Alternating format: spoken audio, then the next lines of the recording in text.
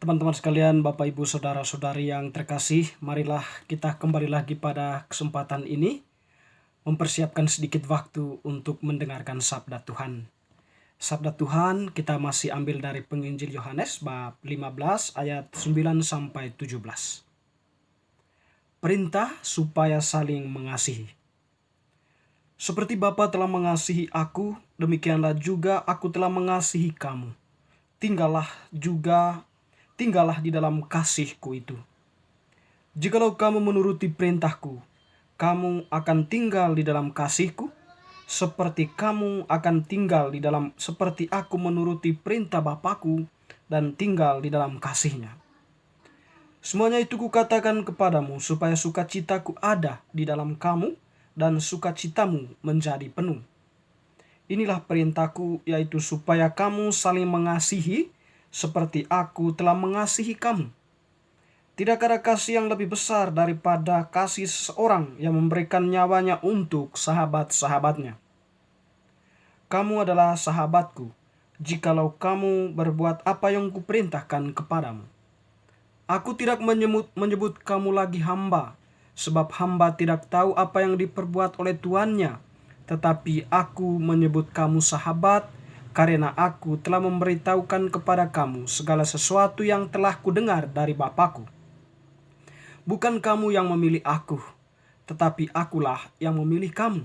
Dan aku telah menetapkan kamu, supaya kamu pergi dan menghasilkan buah, dan buahmu itu tetap, supaya apa yang kamu minta kepada Bapa dalam namaku diberikannya kepadamu. Inilah perintahku kepadamu, kasihilah seorang akan yang lain. Demikianlah sabda Tuhan, terpujilah Kristus.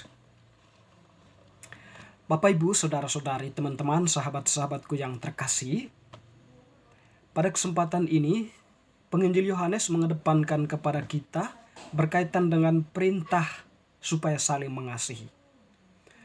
Mengasihi tentu dikatakan oleh Yesus ini tidak lahir dari sebuah olahan rasionya atau pikirannya, tetapi memang adalah sebuah hakikat, ya, sebuah hakikat dari eksistensinya sebagai Allah.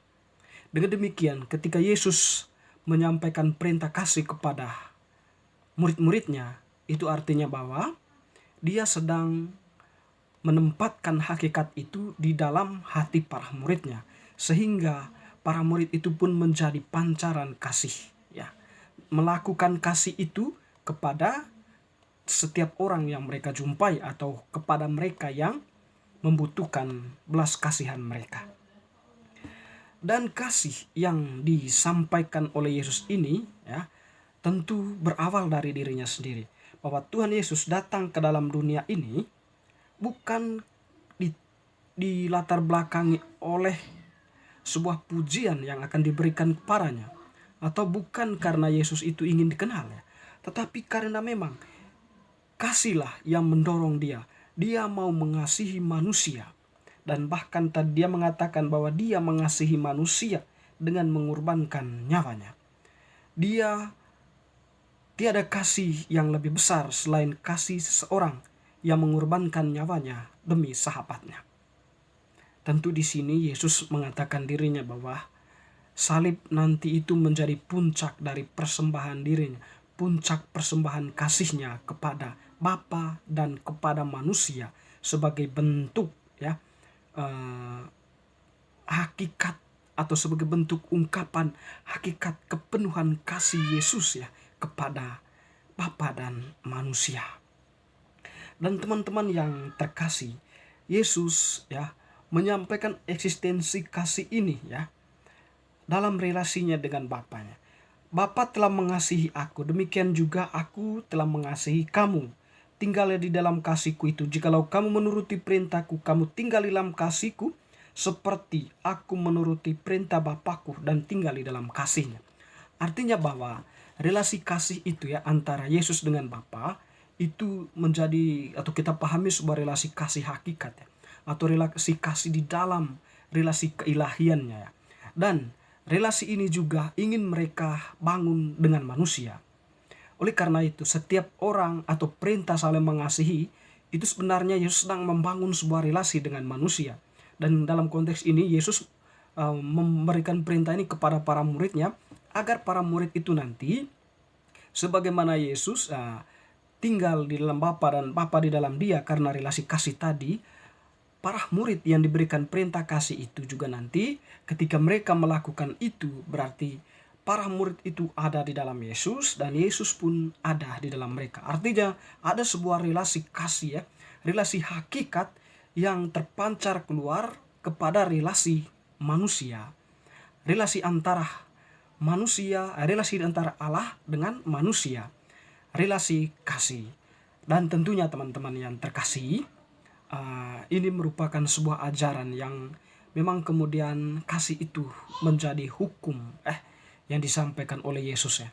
Itu Yesus itu menekankan hukum kasih ini kepada para pengikut atau para pendengarnya itu, sebab bagi Yesus itu ya kasih itulah yang memang mendorong kita, mendorong manusia itu untuk bisa melihat kebenaran ya, atau untuk membangun sebuah, atau kasih itu sebuah indikasi kesadaran manusia ya, bahwa orang lain itu ya perlu diberi belas kasihan, atau kasih itu sudah menjadi pokok ya dari setiap perutusan para murid atau para pendengarnya, sebab Allah sendiri adalah kasih itu. Teman-teman, saudara-saudariku, kita yang telah dibaptis tentu kasih ini menjadi sebuah poin penting ya untuk kita bangun dalam kehidupan kita. Tanpa kasih ini kita ya mungkin baptisan yang kita terima itu hanya sebuah seremoni biasa ya, yang tidak mempunyai makna. Baptisan yang kita terima itu sebenarnya mengandung makna yang dalam. Dan salah satunya itu adalah mengandung unsur kasih. Ketika kita telah dibaptis, kita diutus oleh Tuhan untuk menjadi pewarta kasih atau duta kasih, atau kita sudah tinggal di dalam kasih itu. Dan sekarang bagaimana kita menyebarkan kasih itu, menyampaikan kasih itu dalam kehidupan nyata kita. Itulah yang menjadi poin penting dari sakramen baptis yang kita terima, atau pancaran keluarnya dari sakramen baptis yang kita terima, yaitu saling mengasihi. Seperti yang dikatakan tadi sebelumnya bahwa kasih itu ya, kalau kita melakukan tindakan kasih itu menunjukkan kesadaran kita sebagai manusia yang sudah disentuh oleh Allah ya. Dan kasih yang kita berikan itu ya, sekecil apapun itu sangat bermakna bagi mereka yang membutuhkan.